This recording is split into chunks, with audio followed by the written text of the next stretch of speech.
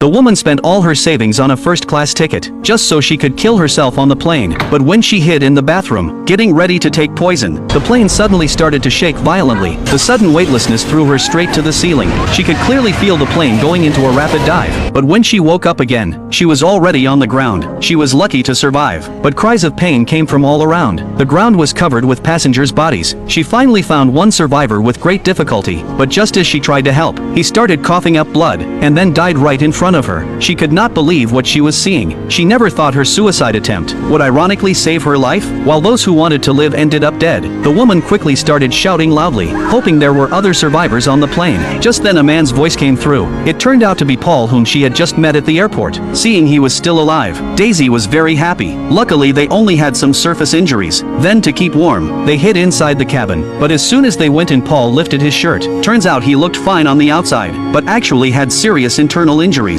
Several ribs were broken. Daisy was instantly shocked, but there was no way to treat it now. More importantly, that was not their main problem. If they did not find a way to stay warm, they might freeze to death. So they quickly found a sleeping bag and crawled in together. Even though they had just met, now they were bound by life and death. After all, staying alive was what mattered. Once they warmed up, they started counting their supplies. They found the food and water left would only last 2 days. They had to find more supplies, because right now there was no way to know if the airport had received news of the crash. But the next morning when Daisy woke up, her depression attacked again. She started to get restless and manic. Turns out she was born with suicidal tendencies. It was a hereditary disease. Her grandfather and father had both died by suicide, so since childhood she always felt one day she would too. She had tried to cut her wrists many times, but never succeeded. This time she had planned to take pills on the plane, but never expected to end up in a crash. Now Daisy wanted to open the door to get some air, but the door was frozen shut. After she finally kicked the door open, before she could breathe in fresh air, she discovered something terrifying. After just one night, snow had buried the entire crash site. Even the passengers' bodies were frozen solid.